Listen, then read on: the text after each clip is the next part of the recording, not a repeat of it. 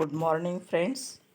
Today we are going to learn about the neoclassical criticism merits of Shakespeare.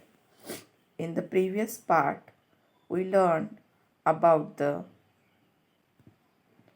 neoclassical criticism, part 3, Samuel Johnson's preface to Shakespeare, where we learn about the merits of Shakespeare. First, just a representation of general nature. Shakespeare represented the general nature. Next, Shakespeare presents his character belongs to the society of a particular place or time. Next, it is about theme of love not overemphasized. These are the Shakespeare's merits, Shakespeare's method of characterization, and how Shakespeare's work literature is the reflection of life. Now we will move towards the next part of Shakespeare's merits, that is, objection of some critics answered. Shakespeare's emphasis on general human nature has invited censure and hostility from some critics. Dennis and Reimer complained that Shakespeare's Romans are not sufficiently Roman. Voltaire's protest is that his kings are not kingly in the strict sense that one of them, Claudius in Hamlet, is depicted as a drunkard. See, Shakespeare's preface to Shakespeare is again objection objection of some critics answered and emphasized on Shakespeare's quality of general human nature. In reality, Shakespeare assigns nature a prominent role and gives less room to accidental features. Lie is careful of preserving advantageous distinctions. His story or plot may demand Romans or kings, but what Shakespeare thinks about is the human element in them. Romans and kings are essentially human beings. What befalls all human beings may befall them too. A whisperer and murderer like Claudius can certainly be a lover of wine. Buffoon may well be picked from among Roman senators. Lie objections of the critics on this issue merely proves this petty mindedness.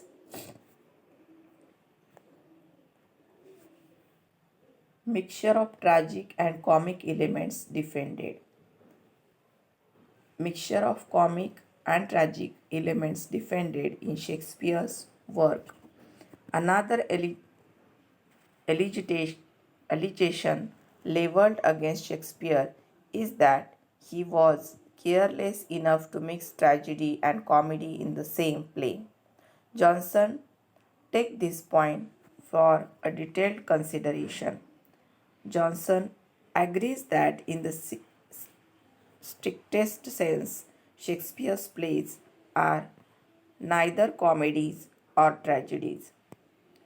Johnson agrees that in the strictest sense that Shakespeare's plays are neither comedies nor tragedies. They are compositions of a distinct kind which show the real state of nature. Life is an ebb and flow of sorrow and happiness, and sadness and ill in various permutations and combinations. Hence, a portrait of life should consist of both such an intermingled expression. Life is unexceptionable. The loss of one is the gain of another. See, Johnson agrees that Shakespeare mixes in very well manner tragedy and comedy elements. In this world, the treacherousness of one is sometimes bitten by the frolic of another, and at times people may contrive to help or harm others without in the least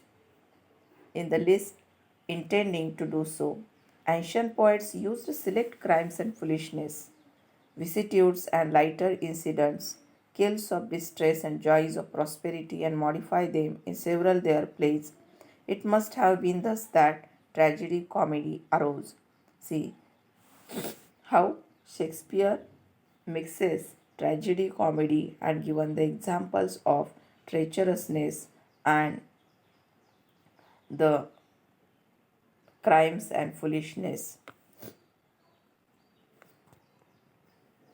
But it comes to our particular attention that no single lurk or Roman author has attempted depicting both these aspects, either in separate plays or in the same composition.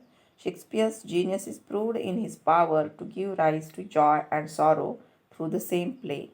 Almost all his plays have serious as well as absurd characters, and thus sometimes cause seriousness and sorrow, and sometimes levity and laughter.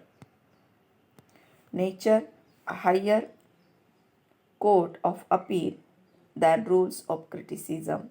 From the point of view of the rules of dramatic writing, Shakespeare's mingling of the tragic and the comic may be considered unfavorable, but the rules are less important than the claims of realism. There is always room for appealing from criticism to nature. See here, rules are less important than the claims of realism. There is always room for appealing from criticism to nature. So nature is important according to Johnson. The aim of poetry is to please and instruct, and we may justify the drama which mingles the comic and tragic because it achieves this aim better than pure drama, for it is closer to reality.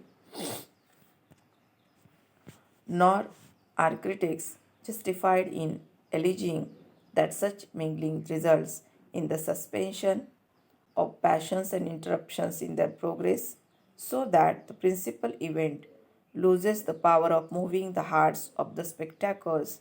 The mingling of the tragic and comic scenes succeeds in enhancing the intensity of passions. In any case, mingled drama can give greater pleasure because pleasure consists in variety. So, how Shakespeare is seen here as a pleasurable, the tragic and comic events come together, and it consists in variety because pleasure consists in variety. So here Shakespeare's dramas are very good in presentation of tragedy and comedy. Johnson agrees with this opinion. Classification of Shakespeare's plays artificial. Besides, any rigorous differentiation between tragedy and comedy hardly existed in the time of Shakespeare, when any play which had a denouncement providing happiness for its chief characters was regarded as a comedy, and any play which had a catastrophe depicting death or disaster of the chief character was labeled as a tragedy. See, Johnson tries that classification of Shakespeare's plays artificial.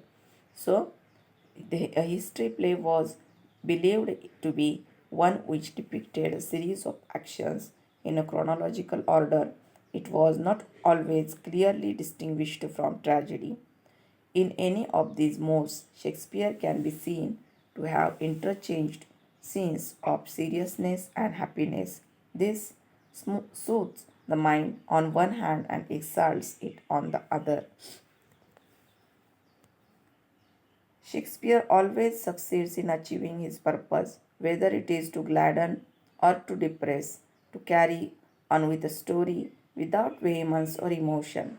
He makes us laugh or mourn, to keep silent in quiet expectation, tranquil but not indifferent.